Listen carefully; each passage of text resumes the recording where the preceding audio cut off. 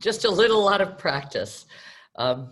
Welcome back to Seen and Heard Live. I'm Amelia Ben-Susan, Artistic Director of Hartford Stage.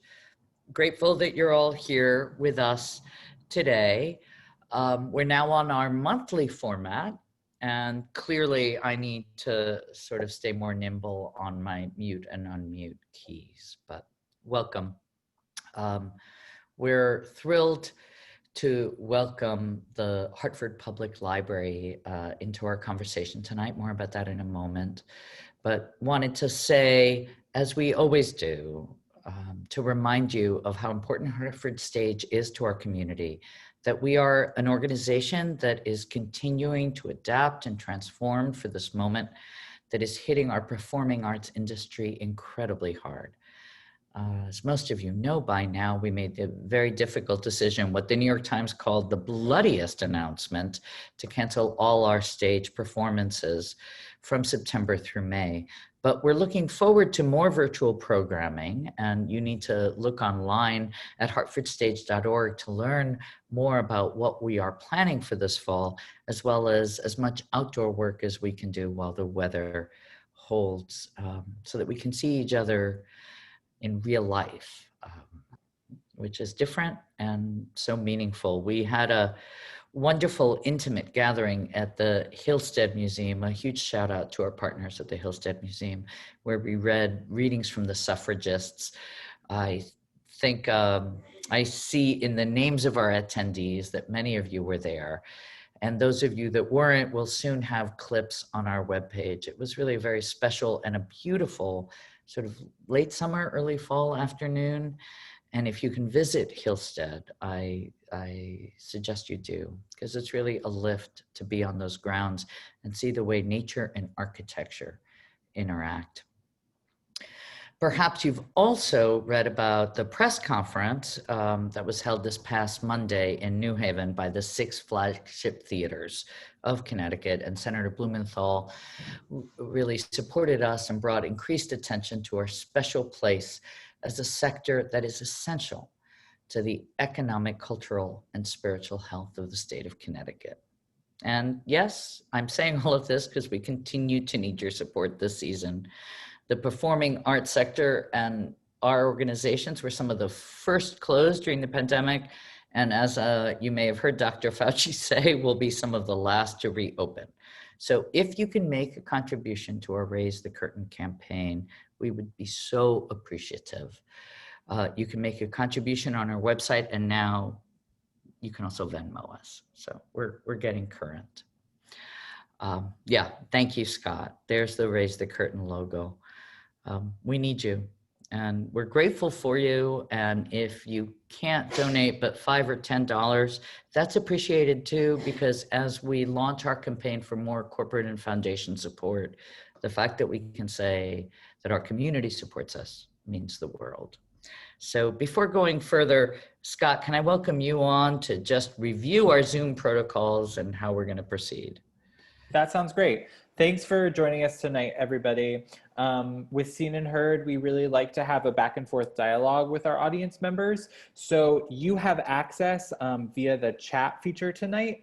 If you have a comment or a question that come up as Amelia is in conversation with our guests, feel free to throw that comment out there or that question out there, and we will go ahead and bring it to the forefront. We love the back and forth exchange that can happen via this platform, so we encourage you to use it. That's about it from me. Thanks for being here. Thank you so much. So I'm excited for tonight because we get to honor one of our most essential neighbors and partners, and that's the Hartford Public Library. And as a segue into our remarkable guests who are joining us, I just wanted to read an excerpt from a speech given by the Spanish poet Federico Garcia Lorca. If you've tuned in before, you know he's a favorite of mine that I dip into frequently. But he gave a speech at the inauguration of his village's library in 1931. So this is just a small excerpt that I think speaks to what is near and dear to all of us who are having this conversation tonight. We don't just live off bread. If I were hungry and helpless and out on the streets, I wouldn't ask for a loaf of bread. Instead, I'd ask for half a loaf of bread and a book. All people should eat, but all should learn. And I attack those who only talk about economic claims without never mentioning the cultural ones, which are the ones people need and ask for, shouting at the top of their voices, because otherwise they'll be turned into soulless machines. He also in another place talked about how all he did was buy books and give them away, that his life was all about accumulating them and then giving them away, which if there's no better metaphor for what a library is doing, right? Now, I was lucky enough, and I still consider myself incredibly lucky, to have been appointed artistic director of Hartford Stage a little over a year ago. And one of the great benefits of having been appointed is that I inherited the incredible work of my predecessors, previous artistic directors who programmed extraordinary artists and created partnerships like the one I get to celebrate tonight. And one of the extraordinary artists that Hartford Stage brought previously is someone that I encountered, we're not going to say how many years ago, but who I would love to welcome back to Hartford Stage and hope she is part of the future as well. And that is the inimitable Sharon Washington. Her work, Feeding the Dragon, performed at Hartford Stage in January of 2018. And we launched this partnership that we're celebrating tandem to her performance. So it was a celebration of the interconnectivity of both civic institutions in our community, thanks to Sharon's art on stage. So Sharon Washington, I'm so glad you could join us. Will you come on this silly Zoom platform with me now? Hey. Hey. Hello. Oh, I'm so happy to be. Thanks for that wonderful introduction. Well, you're the best. You have more fans out there than you even know, I think. So I'm really honored that I get to be a welcoming voice to you, because you have a home in Hartford and at Hartford Stage. I appreciate that, and I consider Hartford Stage one of my theater families. It's where, as artists, we're vagabonds and we go various places at far flung, and there are a couple of places that I consider my artistic homes, very few, and Hartford Stage is one where you're safe, you can create, because that's the way you create, because you create a safe space for us. And the support I got there was the reason Dragon was the success it was. So thank you. In part the support, and also what you made with Dragon. Thank you. I need to take then the opportunity to do a quick shout out to Rachel Alderman, who's joining us backstage, who was part of that production and support in the community building and is with us now. So yes, absolutely. Shout out to Rachel. Yay. Well, we move forward with each other's help, right? Especially at this moment. Especially now. That's right. Yeah, and I jumped at the chance when you and Rachel asked. It's two of my favorite things: the theater and the library. And I was so thrilled to be part of the partnership with the Hartford Public Library, and I just couldn't have asked. It was such a great welcome, and the way you guys reach out into the community, and I just had a blast. So I'm thrilled to be here. We're glad you're here. I know you were gonna generously share part of the work with us, and then I want to ask about your book and about Audible. You've been very. I want to make sure we can hear all about what Sharon Washington is up to, but let's first hear a little bit. Sure, absolutely. Audiences we're lucky enough to hear in 2018, and I will disappear to give this fully. I'll see you in a minute. I'll see you in a minute. Thank you, Sharon. And I will, it's hard for me to look at the chat, so I want to make sure we, I address any questions, but let's start. It's funny. I'm going to read the play, which is, it's a different experience, but it's what we do as storytellers, right? And I'm finding that during this time of COVID, reading and books have been such a solace. So think of me sitting by the fire or sitting in your favorite chair, and I'm going to read you a story. So here we go. From 1969 until 1973, my family lived on the Upper West Side of Manhattan at 444 Amsterdam Avenue, in an apartment on the top floor inside the St. Agnes branch of the New York Public Library. My father, George, my mother, Connie, my grandmama, my dog, Brownie, and me. Typical American family, living in a not so typical place. And whenever I talk about it, people's eyes widen. Really? Inside the library? What was that like? Is the apartment still there? It's like a fairy tale, the little girl who lived in the library. You have to tell that story. So, here I am. Once upon a time, there was a little girl who lived in a library. At closing time, she'd head downstairs and take her post, sitting on a stool at the librarian's desk, reading, waiting for Daddy to lock up for the night. I read everything. Children, adult, fiction, nonfiction, classic, pulp, sci-fi, whatever. Even ones I didn't understand. Right before summer, I'd thrown this into my book bag. Everything you've always wanted to know about sex, but were afraid to ask. I just turned 11. My science teacher, Mrs. Geller, spotted it sitting on top of my Wonders of the Natural World workbook. Yeah, I'm pretty sure my parents got a call from school that day. What you reading now? You always in them books. You all that reading, you gonna ruin your eyes. Well, that's it. Case closed. Quitting time. Quitting time. Quitting time. Is my father's reenactment of one of his favorite scenes from Gone with the Wind. You probably don't even remember it. It's a quick little scene at the very beginning of the film, right after the shot of those two little pickaninnies swinging on that bell. Two slaves in the field at the end of the day, as the golden sun sets behind them and Tara. Quitting time, quitting time. Yeah, he did that every night. Cracked him up, cracked me up. You're so silly, Daddy. Years later, when I finally saw the movie, I hated it. Let me tell you something, baby. Folks say all the time it must be so nice to live rent-free. Shoot, this ain't free. I work hard, 7 days a week. Don't bother me. Worth it to keep a roof over my family's head. I ain't scared of no hard work. That ain't nothing new to me. Been working since I was 14. Had to. Dropped out of school to help support my younger brothers and sisters. Back in Charleston, I shined shoes, sold newspapers, painted houses. When I moved up here to New York, I ran an elevator, was a maintenance boy, bus boy, short order cook, maintenance man, delivered groceries. I can still count change in Jewish. Shoot, I've had every kind of job, done a little bit of everything.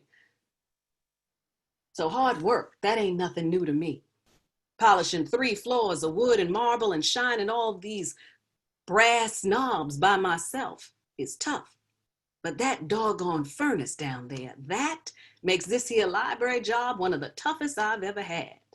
You gotta put an even layer of fresh coal on top of them hot embers every day, sometimes 2-3 times a day in the winter. Keep her stoked, keep her at a steady, slow burn, 24/7. And you gotta clean out them ashes. What I always say, don't let that furnace go out. Because if it ever do, Lord, it's a backbreaker to get her fired up again. Our apartment was all the way up on the top floor, up 5 long flights of white marble steps. Now on the 3rd floor landing, there was a heavy wooden door with a brass plate marked private. The door that separated our world from the public world of the library. It was like stepping through a portal. Like the kids in all those fairy tale books I read, I was a child of 2 worlds, the seen and the unseen. That's a little piece of Feeding the Dragon. That is, I'm hearing enormous applause. Oh my God, Sharon, we could listen to you all night. Gosh. That was really such a treat. Well, it was fun to actually jump in again. I was like, it's so funny. I'm reading it and I'm also it's sense memory and I click Right. right into what I was doing. It's amazing, your body and your mind. And so I was like, I was looking down and looking up and thinking, oh, I know that. I still know that. Right. Oh, it's just absolutely wonderful. And I am tracking some of the comments in the chat, and people are still reliving your performance. Yay. Then. Thank So you. we're so glad you're here. Thank you. I think I'll, use this. I'll bring some of our folks from the library who, Please. because I was going to ask you about your first exposure to libraries and reading, but I feel like your piece has told us so much. So I'm going to first bring on Bridget, the CEO of the Hartford Public Library. Bridget Quinn Carey, there you are. Bridget, thank you for being our partner. It just means the world to me to get to helm an institution that has a library cart in our lobby and where everyone can get a ticket to see any show at Hartford Stage for free with their Hartford Library card, right? So Sharon, you were part of all of this. Your work has inspired all of us to this. I'll do another shout out because, we've had such generous sponsors to this program, Margaret Petroselli and Travelers. The Petroselli family and Travelers have supported our partnership initiatives and have made it possible to make sure that any resident of Hartford who has a library card can see any one of our shows, gets 2 tickets for any one of our productions, which is so meaningful, right? Because you can get to the public library, you get books for free, but how do you get theater for free? And that's really special. So Bridget, Sharon, I don't have to introduce the 2 of you. You guys go back. We do. Well, we go back to that season, and I mean, really, what could be a more perfect way to kick off our partnership than through shared initiative of promoting Feeding the Dragon. It really was, the most perfect way to start. And like all, I think, partnerships that were meant to be, this one really started in a way that it seemed like the planets arrived, they just aligned so perfectly, because not only do we have shared benefactors in the Petrosellis and Travelers, but they really shared our vision and instantly said, oh my gosh, you 2 organizations working together makes so much sense. And so really launching it that season was perfect because of Feeding the Dragon, but as other people may recall, there were other performances that season, including an Agatha Christie and an Edith Wharton, and of course a Shakespeare. So there was so much there as far as literary inspiration that also helped make that connection between the library and the stage as far as content really impactful. And then we were able to build on that and say, yes, the free tickets are fabulous, but this has to be much more than free tickets. It has to be something that connects in our community. And I know some of my colleagues are going to talk about their fabulous contributions to how they made that happen. And it also is, you've already referred to it meant access to the materials, Right. to the books, and having them accessible for people that were coming to the stage so they could check them out. And that we would have a staff person, we had Elizabeth Davis in the lobby checking materials out to people. So there were so many different ways that we made connections between the library and the people that were coming to the performance. And also, as you said, every single branch has tickets and had ambassadors, and really made it a special experience to be part of the magic that is the stage every year. So we should talk now about the neighborhood ambassadors. Yes, we'll welcome some more people on. I want to give us another quote to think about. This is Caitlin Moran, who is very worth reading if you haven't encountered her writing, but this is a quote of Caitlin's. A library in the middle of a community is a cross between an emergency exit, a life raft, and a festival.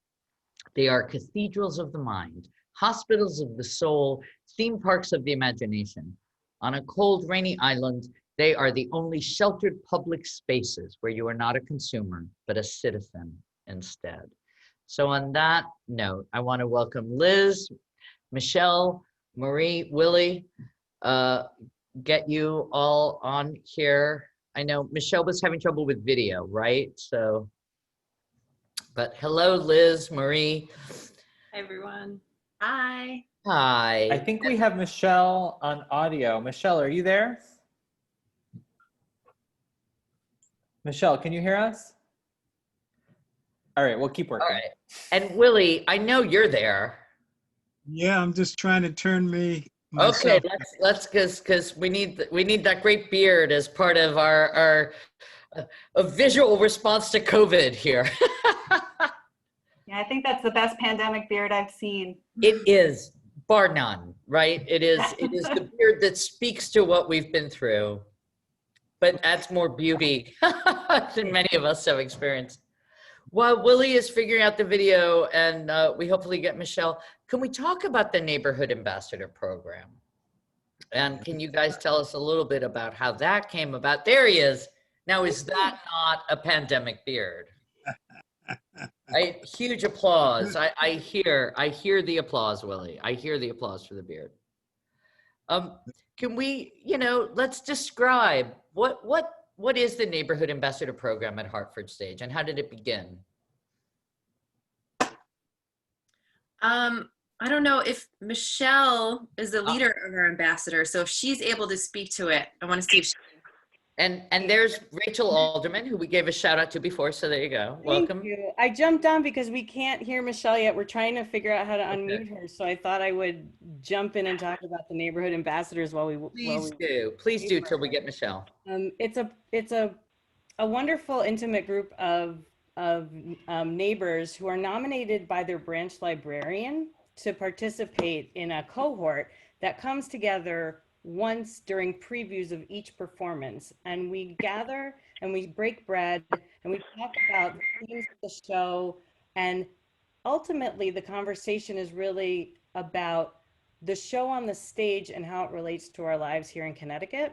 And also we do a lot of behind the scenes stuff too, which is really fun. Actors visit and we learn about scene design and we learn about how we pick a season, what a dramaturg is.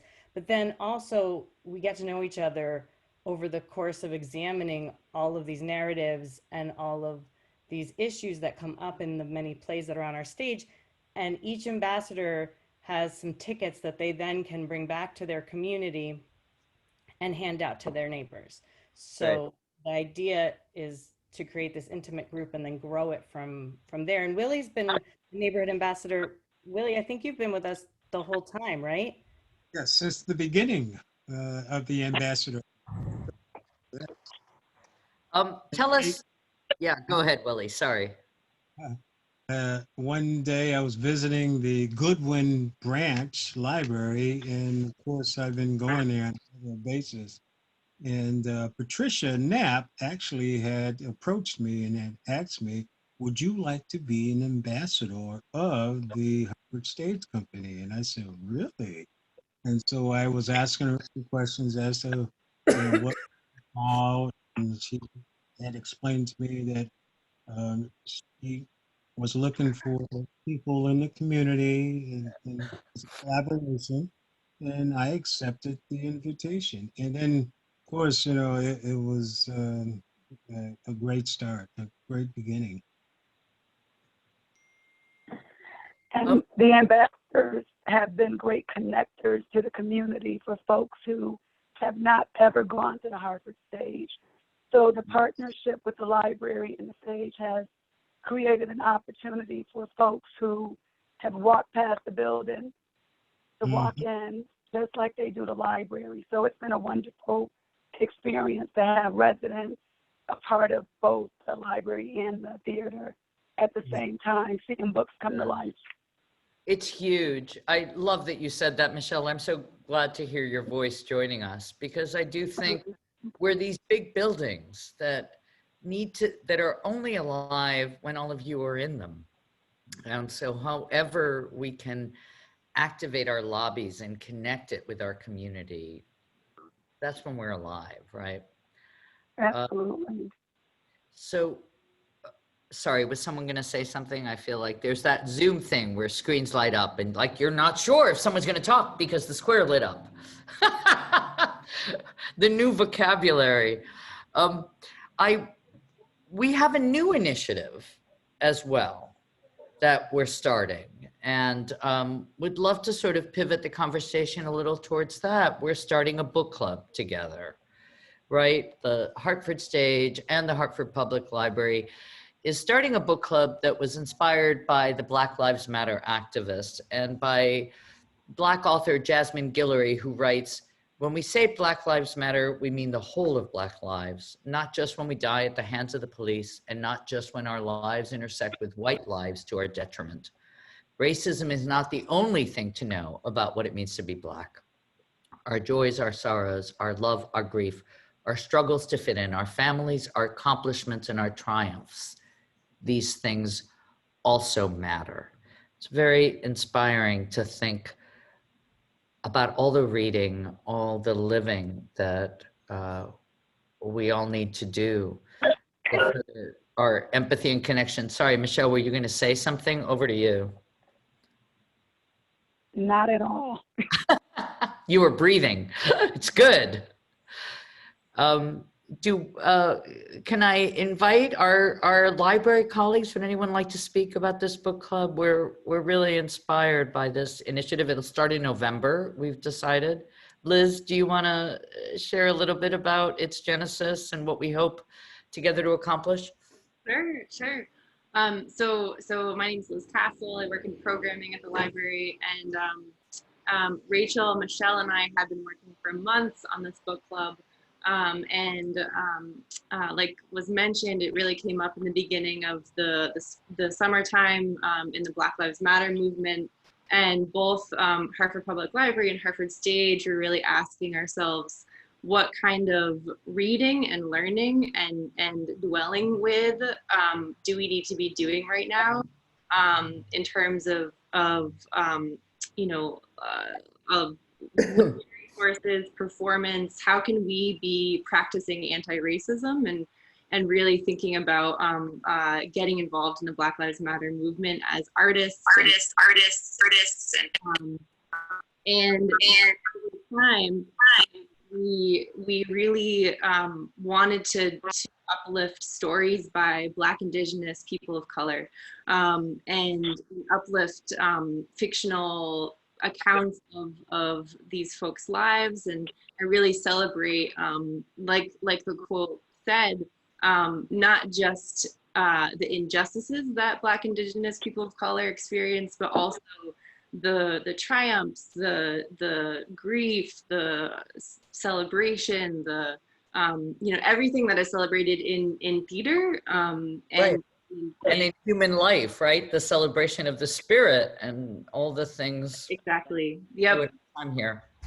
Yeah, exactly. So we're really excited about it. It'll be a quarterly book club, and we're starting with Jacqueline Woodson book, Red at the Bone, Michelle or Rachel, I don't know if you want to say anything else.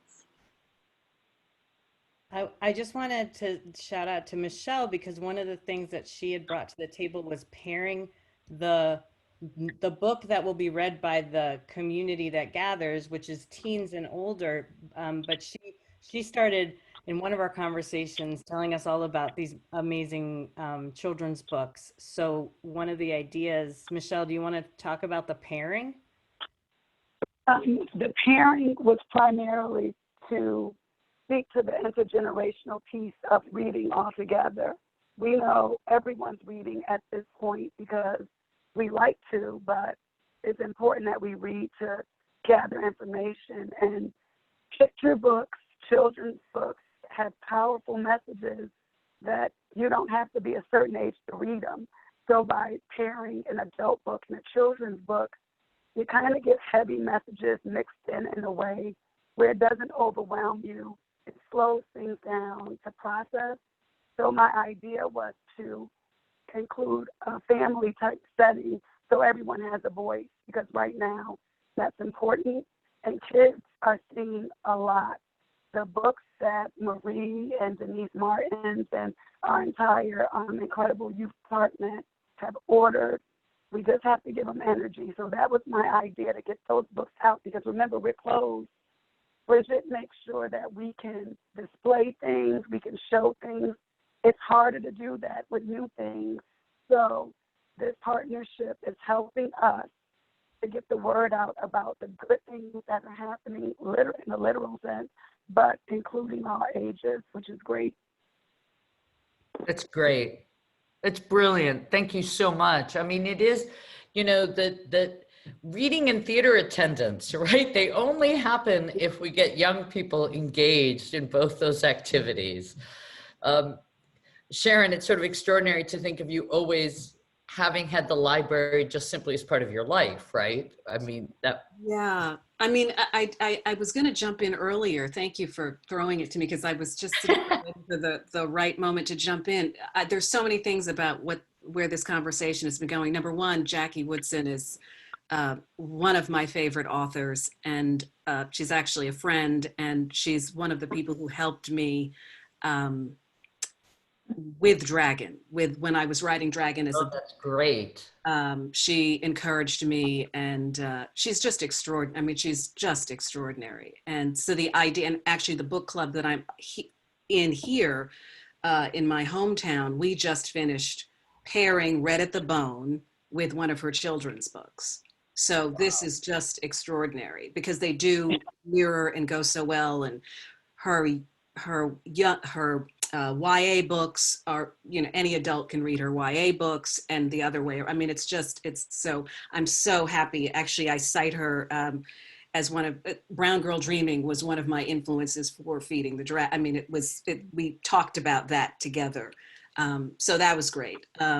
And also, this conversation makes me think of the TED Talk, it's old, that Chimamanda Adichie does about the danger of the single story. And I use that a lot. And I think it's really important, the quote, Melia, that you read about, yes, we have to know the stories of the others, but it's not just about racism, it's about the whole story, right. Like the full picture of, you know, the joys, the sorrows, but also it's just, it's the danger of seeing everybody as having one story. That's right. You have to see from different perspectives. So I just think it's fantastic. It's wonderful.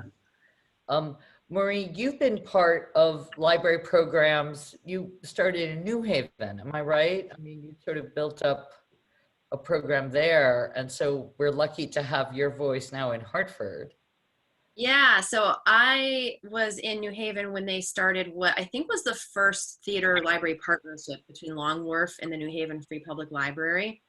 So I got to learn from some of the mistakes we made with that initial program and offering tickets, and that informed how we decided to set up the tickets here at Hartford Public Library, which is awesome. I mean, the fact that we now have people who will ask us when is the date they're being released, and they put reminders in their calendar months ahead of time, because we will release the whole schedule for the season ahead of time so that they can be the first to come to the library to get the tickets. Because one of the special things we did with the Hartford stage tickets, unlike a lot of our other library passes to museums or other attractions, which you can reserve online, print yourself, never have to come to the library, we decided that we wanted people from all over the city to have access to these tickets. So that means that you physically have to come into a library location to check them out. But it also means that the way we spread the tickets out, you know, downtown is our busiest location, but once the downtown tickets are checked out for performance, that's it.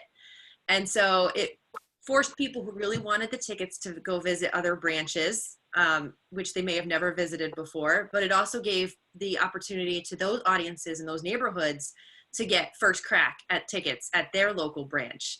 Right. So it was really interesting to get to talk to people and to see them experience a different location, or to be so excited that they could get it from their neighborhood branch. And I can't wait until we're able to do that again for the Hartford community. Well, and I will say we are scheming at Hartford Stage, and we're collaborating with you guys, right? We're going to find ways to use this program even virtually. So we're in the midst of thinking about all of that because, I mean, with the book club, with the passes, with our collaboration, it's Sharon, it's what you were saying before as well. We all live by stories. Right. And Carolyn Hilburn, the feminist, right, wrote a book called Writing a Woman's Life. I think she wrote in the late 70s, early 80s. But the premise of the book was that we live our lives by the stories we hear. So that it makes it so vital that we hear a variety of stories because we base our own humanity, our own identification, our own journeys on the stories we hear or read. I don't know if there's been stories or books that have been particularly meaningful to all of you that have led you to this work, to this connection. Willie, your family has a whole connection to Hartford Stage, right? I think your daughters participated in programs at Hartford Stage as well. But I throw out the question to everyone. I'm putting Willie on the spot first, but just how stories impact us and why this matters, right? Why do a library and a theater in a city, why do we all care so much? Mm. Well, I just want to say that the Hartford Stage was one of my favorite places to go to see variety of plays, of course. But I had a proud moment, and I think Michelle can relate to this because she knows my daughter as well too. Melanie was pretty much involved with the Artist Collective, which was located on the north end of Hartford. And they put together a wonderful play, which was a Greek mythology play called King Oedipus. And it was her first time on stage, such as the Hartford Stage Company. And it was a great collaboration where everyone in the community came out to view it. And it was a well put together, well directed. And it was a great opportunity for the kids that were very, very into learning how to become stage performers. And, it's interesting what it brings out, right, in a kid to perform. I mean, it's in what the mask of performance allows a young person to reveal. And she had a great time with it. You've been part of Hartford Stage's history for a long time, Willie, I think. You have many stories about all the goings on at our theater. You know it far better than I do.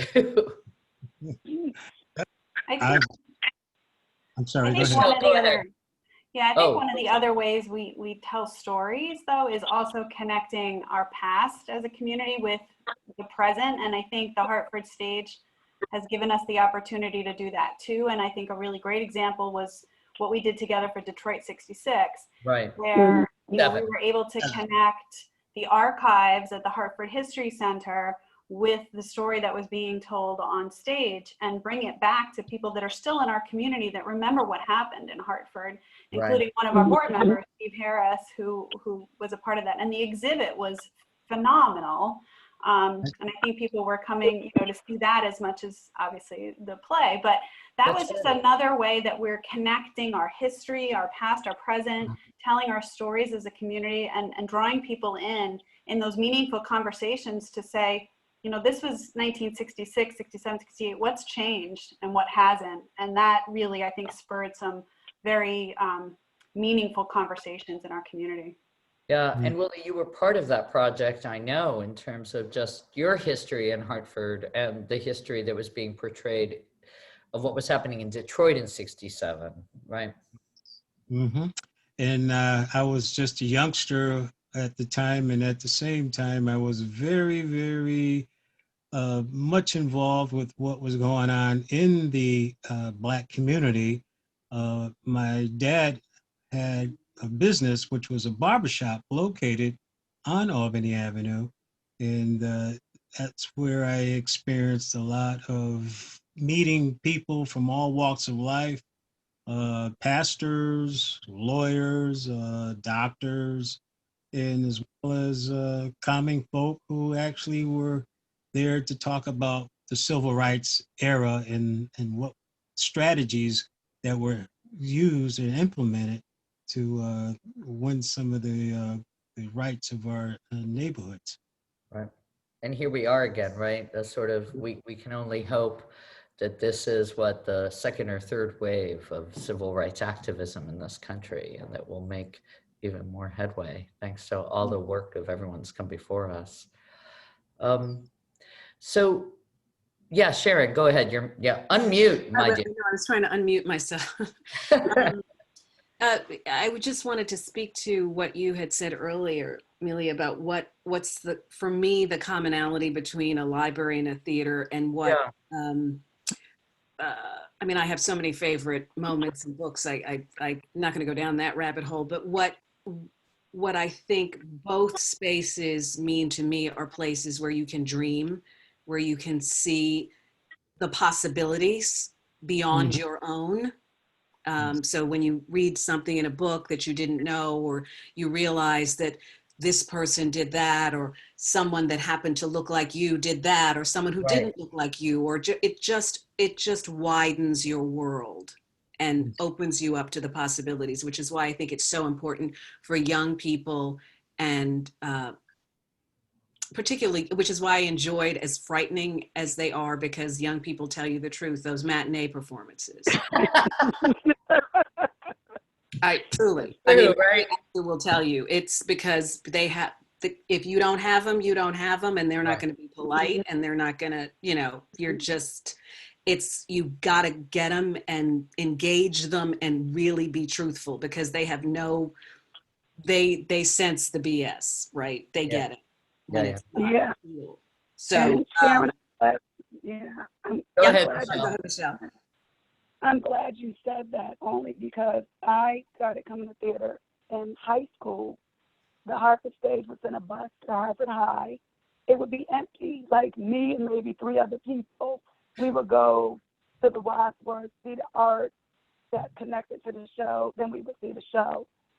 I couldn't believe it. And so work is great now, because work is fun for me most days, because Hartford is a cultural mecca. People come here on purpose for our cultural offerings, and although we're in a place right now, the truth is the truth is the truth.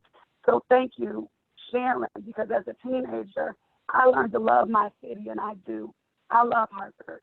I love Hartford Public Library, and I love Hartford Stage. And you guys have done a good job with these partnerships.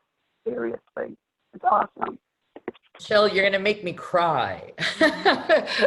I joke that Zoom is not an emotional vehicle, and yet I hear you, and we need each other so much. And Sharon, I love what you're saying. I mean, it's crucial to, I mean, this is a Lorca quote, right? We need bread and a book. We need to see ways to recognize ourselves and to see our better selves in each other. And to know that they're, and to not be so fearful of the other. If you see, you see the other in a safe space, or you read about the other, suddenly they're not so other. That's right. And also the otherness in you, right? When you talk about a safe space, that the theater and fiction and, well, books in general give us that space to forgive ourselves, get to know ourselves. Cynthia Ryder, my wonderful partner, the managing director at Hartford Stage, puts a great thing in the chat that I just want to amplify, which is that her voting place is the Downtown Public Library. And there was recently a piece in the New York Times saying that libraries are maybe the only civic institutions we still trust. Bridget, I don't know if you have feelings.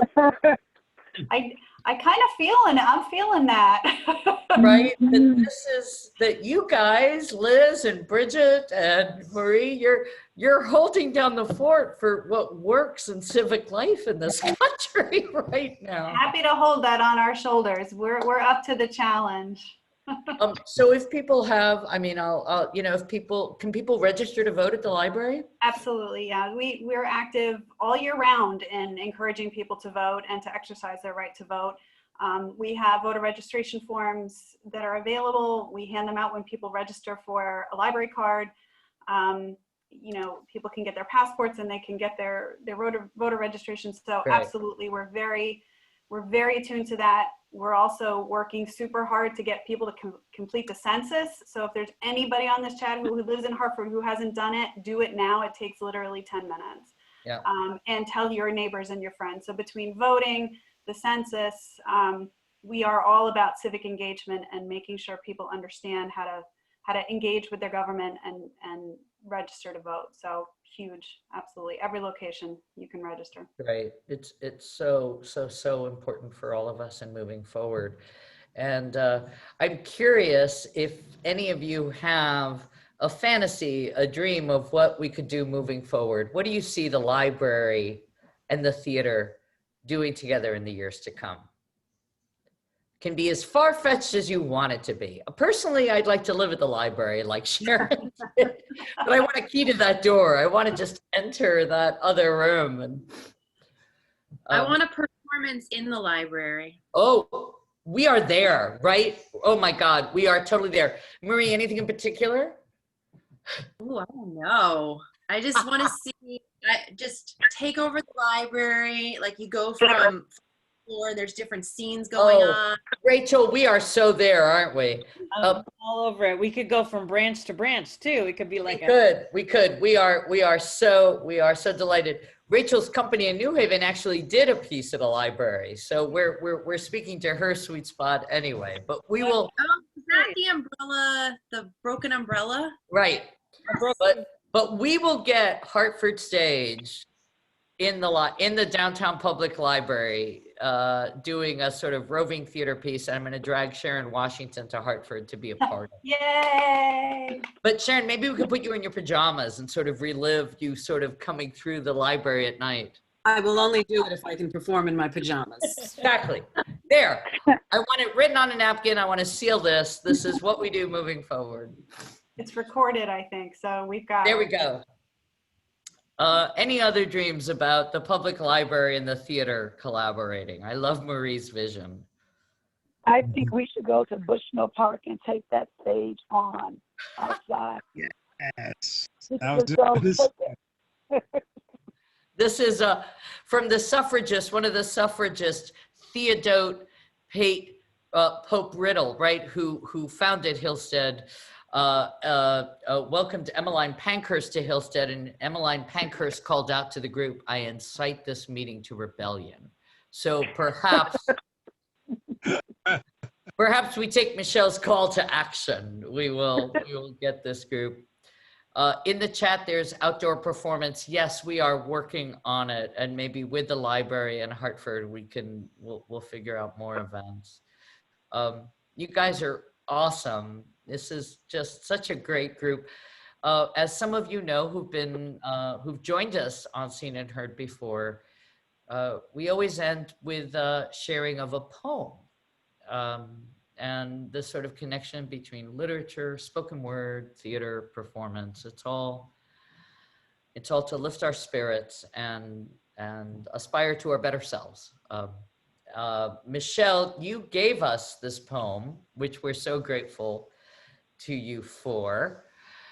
It's Nikki Giovanni. Yeah, do you want to tell us why this poem? I just picked it because I figured we needed to know what we could do. We know everything we can't do. We can do a lot of these things in this poem, and I was excited to read it. So I figure it's theater, it's reading, it's fun. Let's just enjoy that, because after all, we are partners. We're moving forward, and we know things are going to change, but we got to lighten up a little bit to get there, because we're working hard, all of us. And yeah. Absolutely. We can smile a little bit. There's one moment where we can take a break from the seriousness. So I hope you all enjoy it. It was all in light, just to keep us uplifted. We look forward to it. I need to invite one more person on to join us, and that's one of our most devoted board members. Rick, are you there? Rick Costello, who's been a huge supporter of this program, a huge supporter of the library and Hartford Stage. He's also on our board, so we share him. And we share Rick. He's Hey! on both our boards. All right. I think I'm on. You are. You did it. You did it. Good. Hey, Rick, you got a haircut. Yeah. Well, you know, at some point we have to get haircuts, right? No, I don't know about that. Willie's got the beard. I'm gonna grow a really long ponytail. But I we'll saw see. Willie's beard and I thought Andrew Diaz Matos needs to see Willie's beard. Yeah, You true. should aspire to Very that. true. So Michelle, we're coming to the Nikki Giovanni poem. We're all gonna share it. And it's called What It Is by Nikki Giovanni. And we ready? Bridget, you're gonna start us off.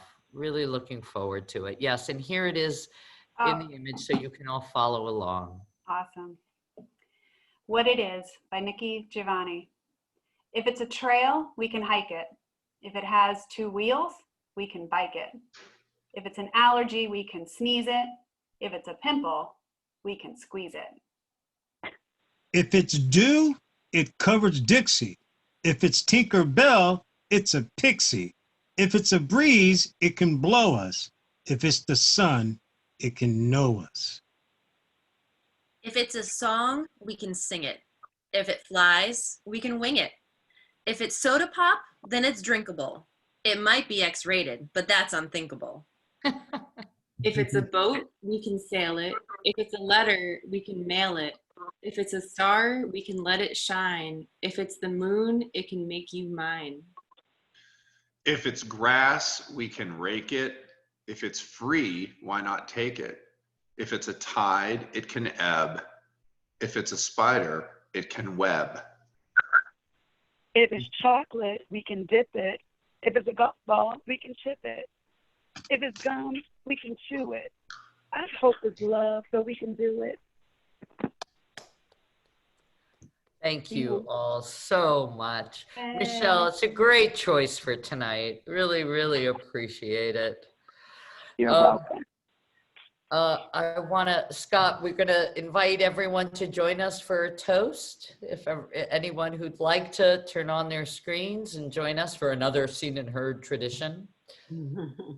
To see anyone who'd like to join, and we can all lift a glass to all that comes ahead. So yeah, go ahead and raise your hand if you'd like to join us with your video. We'll bring you on.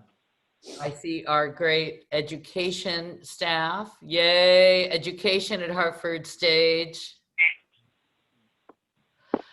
And seeing all, hello to Vermont. Hello, hello. Hello, hello. Seeing all sorts of familiar faces. Yay. Hi, Kathleen. Emily, yay. Hello, all. I'll stop saying hello because I'll miss somebody. So just very glad to see everybody's faces. Come over. Rick, we're going to get you acting now. That was very well done, Mr. Costello. Well, I've been told many times I have a face for radio, so.